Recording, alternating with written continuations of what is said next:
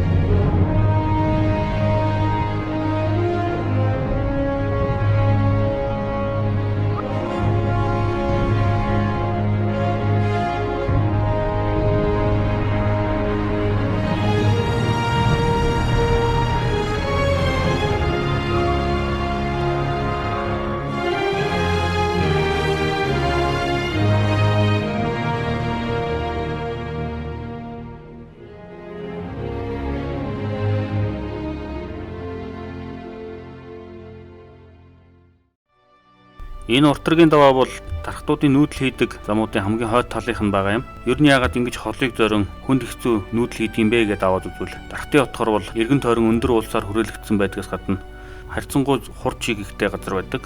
Эндээ яг энэ хотгор хонхор газартаа тогтсон сэрүүн бичил уурамсгал бүрэлдэн тогтсон байдаг. Энэ нь уран цаг зуншлах сайтай байдаг боловч өвөлдөө зас их унаж маш хүйтэн байхад нөлөөлдөг. Ийм байдаг учраас тархад түмэн олон үеийн турш дунжлах сайтай тархтын хотгортой тусаад өвөлдөө өвөр газар бараадан нүүдэлдэг болжээ.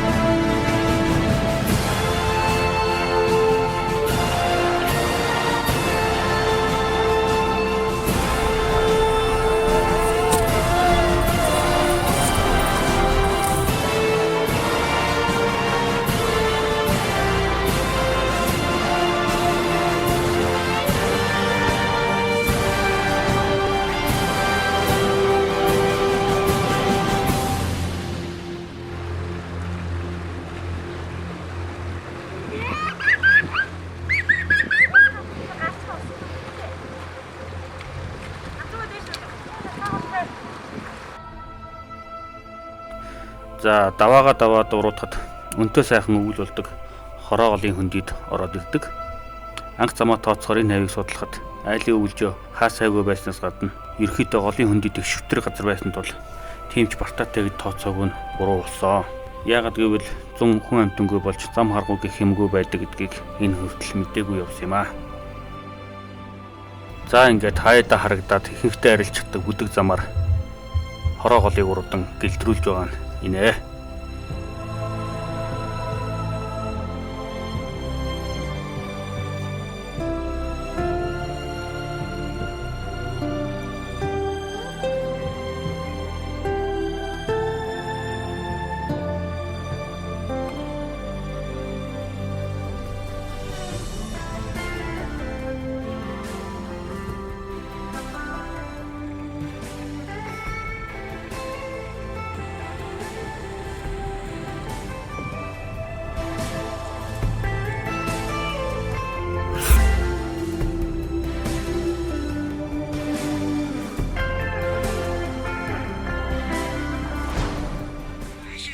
За Уртрагийн даваа руу хороогол өрүүлж байгаа шавар цуугаад арайт нэг юм гарлаа. Уулын засвараад аюул байна.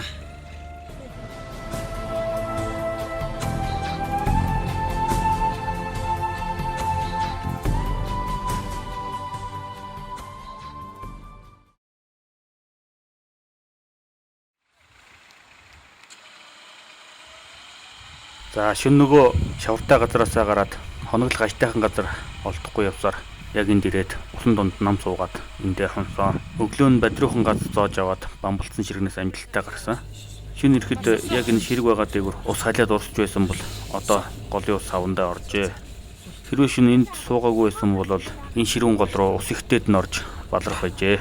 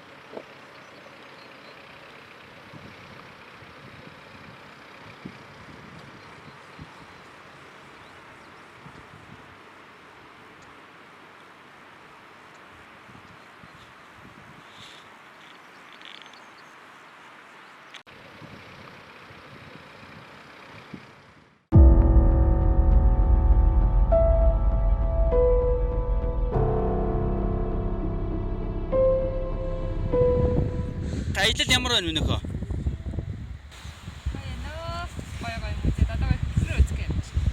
Хороогийн гол уруу давж нэг том хөрхрөө харагтаар надад очиж үзгээд уулаад төгсөж байна.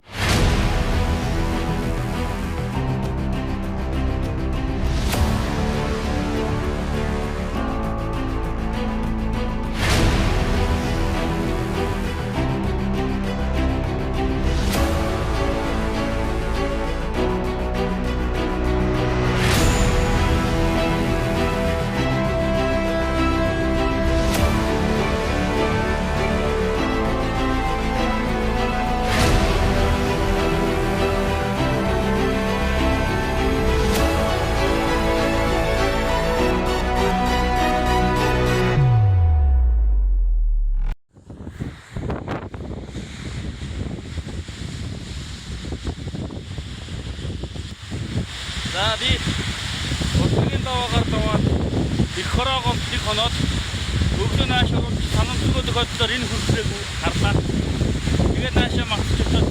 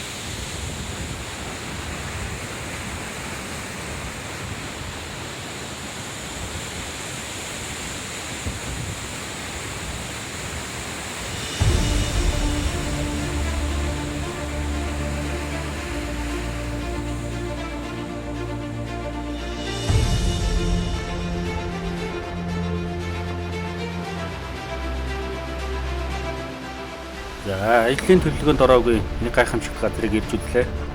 Маш өвөрмөц харандаа хаднууд энд байгааг та бүхэн харж байна. Галтуудын хайлмаг газрын гүн зарцахтаа химээ найрлагынхаа бүтцээс хамаарч ийм чулуун тогтцоодыг бий болгодог байна. Хөвсгөл нуур болон дархтын онцгор нь бүхэдтэй газар хөдлөлийн идэвхтэй бүсэд оршдог тул галтуучлалын нөлөө маш илбэг байдгийн нэг жишээ энэ юм аа. Энэ мэтчлэн энэ хаваар яваад үзээд байвал унтахгүй олон сайхан зүйлийг үзэж болно. Ерөнхийдөө саяны нурууны бүс нутаг нь бүхэлдээ байгалийн маш үзэсгэлэнтэй газруудтай байдгийн өмнөд захын багахан хэсэг нь дархтын отгор болон хөвсгөл нуурын орчим юм аа. Үүнээс ч илүү гайхамшигт газар нутгаа Оросын бүрэлдэхүүнд бид алдсан байдаг. Гэхдээ чамлахаар чангадаг гэж дархад болон цаатын ястнуудын няцчгүй тэмцлийн үр дүнд түүнээс багахан хэсгийгч болов өнөөдөр миний их орон гээд үзээж явж байгаадаа баяртай байна.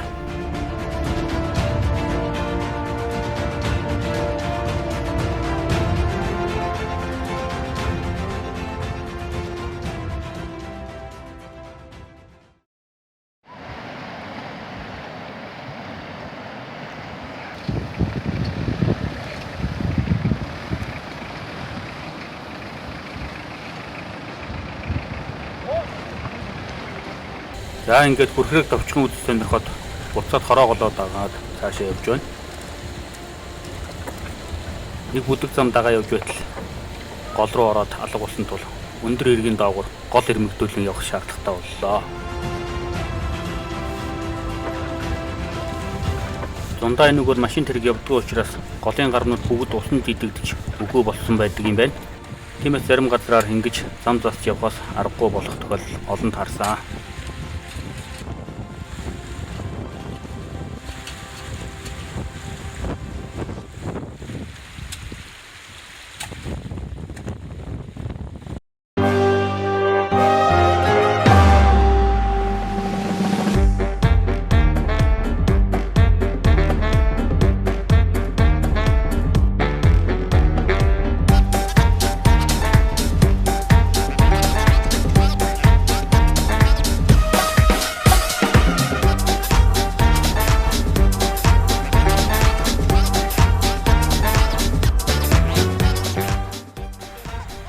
Энэ түрээд гол дагсан зам ерөнхийдөө дуусчих голоо зайлшгүй гатлах хэрэгтэй болсон.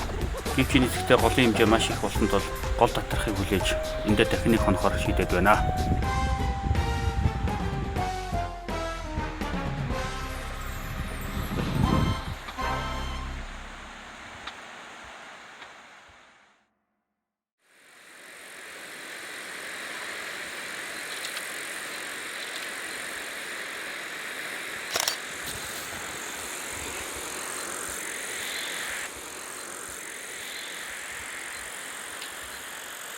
За жоо хүлээгээд нэг хонлоо. Аваа савруугаар орсон шинжтэй байна. Одоо ингээл дайраад идэнэ. Өнөөдөр 15-ны өдөр төлөвлөрөөс 3 хоног хосорч байгаа. Үнэхээр үер юм ихтэй. Аимшигтай байлаа. Энд харин хэдэн цэргүүд тусалж бидний одоо иш гаргахаар болоод байж байгаа.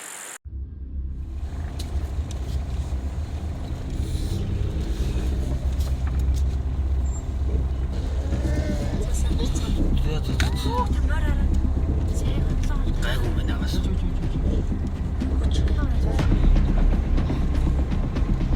Татаж гаргаж чадахгүй наа.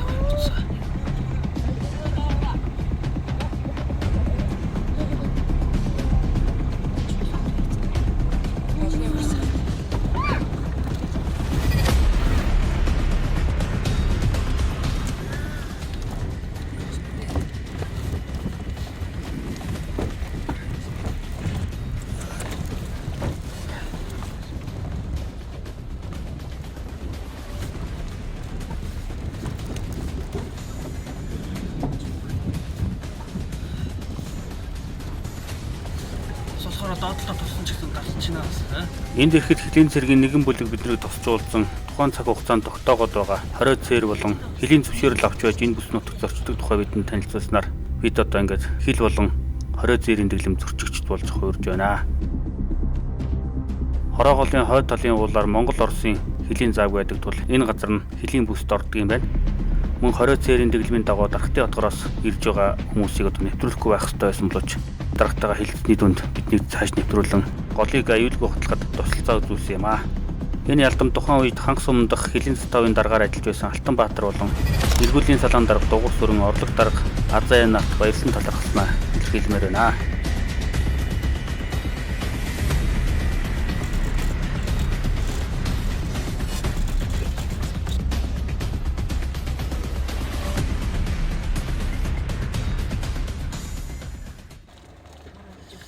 За ингээд нуур руу орж ирлээ. Гүүр тэр байна. Бурхан минь. Ингээд соёл иргэншилтэй залгах гэж.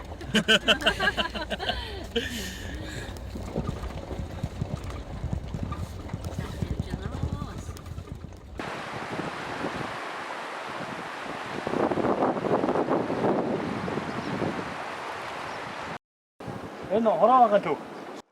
Цаг гараа явна. Бартаахгүй яван хаад чулуутад байгаа. Хоёр том шавартай маш гүн суулаа бүр тэгэлтэй боллоо. Тэгээд нэг бас уралдаа лимфотиктэй болохоор нэг юм. Шаваад ичээлээ.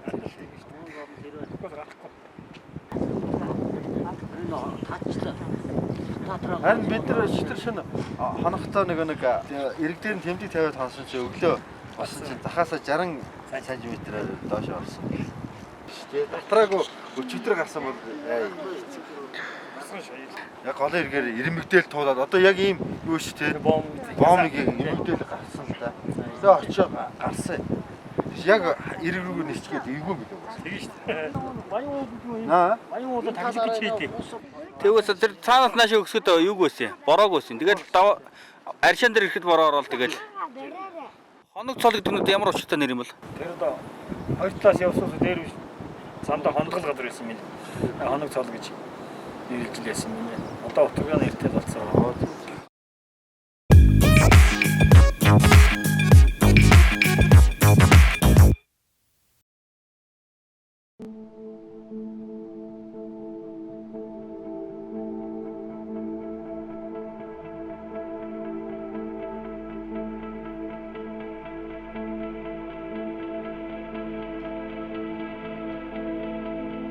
За Хорообагийн төвөөс хөдлөөд Хөвсгөл нуурын хойд харах тойрон ханх сумраа явж байна. Нуурын хойд хэсгээр саяны нурууны Бүрэн хаан уул өмөрлөн оршдог. Үүнийг одоо Бүрэн хааны 7 уулч гэдэг. Энэхүү Бүрэн хаан уулын ноён ориглог мөнх сэрдэг гэдэг. Далайн төвснөөс дээш 3491 м өндөртэй өвөртөө мөнх зассан хурцлагатай завчин өндөр оргилтой ийм уул юм аа.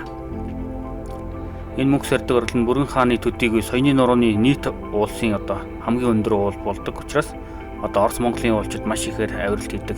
Альпинизмын гол сонирхлын цэгүүдийн нэг юм аа.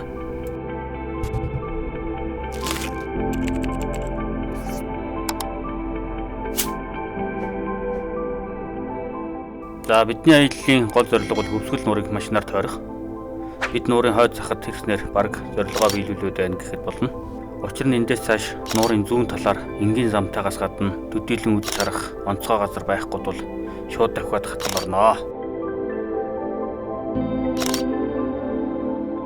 Хөвсгөл нуур бол маш цэнгийг устай Азийн хөх сув хэмээн нэрлэгддэг. Дэлхийн цэвэр усны 0.48%, Монгол улсын цэвэр усны нөөцийн 70%-ийг дангаараа бүрдүүлдэг гайхамшигтай нуур юм аа.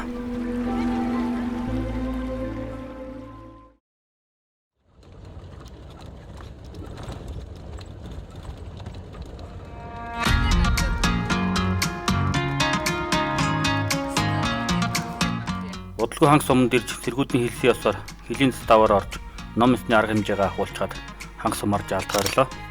Суманд мэдээлэл маш хурдан тархдаг учраас хорооголоор хэдэн итгэд гол усанд боогдоод явж байна гэдэг яриа яригдаад амжсан байсан. Тэр их бороо усан дундуур ганц машинтай тэгээд 20 цээр тогтоосон газараас гараад ирсэн гэхээр хүмүүсийн анхаарал татах нь аргагүй байсан бизээ.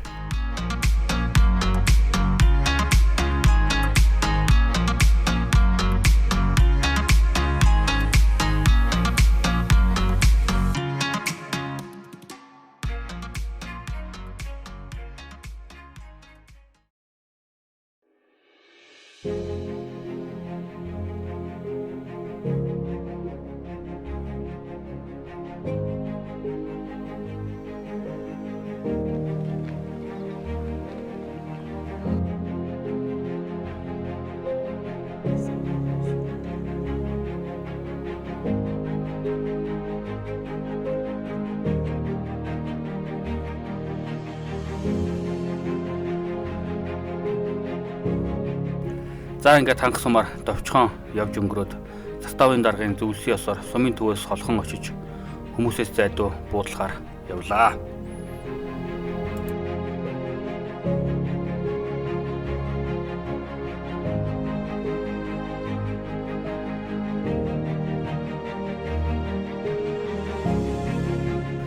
Томас баг зэрэг яваад нэгэн сайхан элстэй хэрэг болоод буудалсан. Бид эндээ аялаа альжаалаа тайлж нэг өдрийг амарч өнгөрөөсөө. Ер нь хөвсгөл нуурын хойд хэсэг нь өмнөд эргээ бодвол амар зугаалт усанд ороход нэн таламжтай гэдгийг та бүхэн харсан бахаа.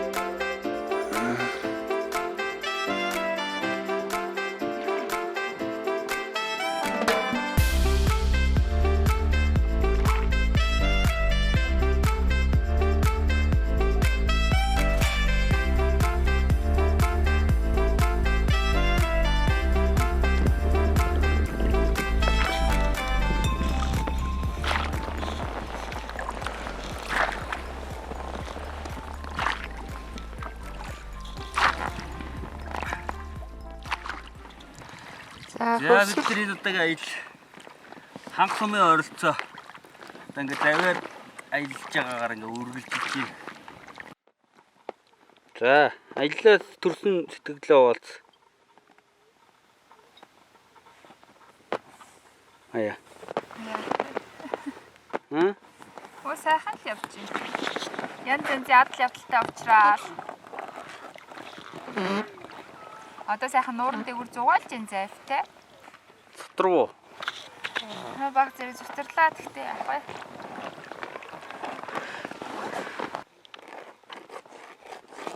Ингээд тэнгэр ус хоёр нийлцсэн шиг юм орчин жимж байна.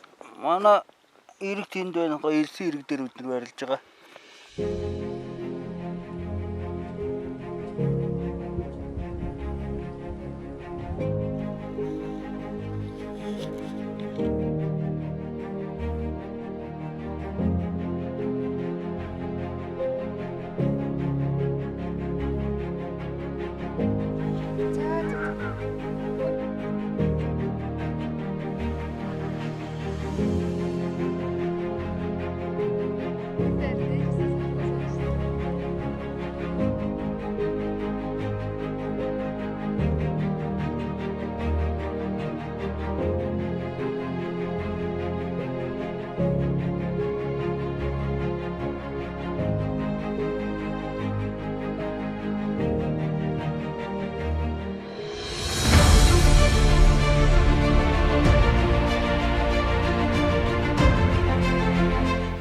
За ингээд хөвсгөл нуурыг машинаар тойрон аялах эдний зорилго бүрэн дүрэн биелж олон санамсаргүй сайхан газруудыг үзэж адал явдал дурсамжаар дүүрэн аялж чадсан бид бүгд туйлын сэтгэл ханамжтайгаар буцах замдаа орлоо. Аялын тэмдэглэлийг минь хүлээн авч үзэж аялын турш хамт байсан та бүхэндээ баярлалаа. Баяртай найзуудаа. Дараагийн аялын тэмдэглэлээр иргэн уулзъя.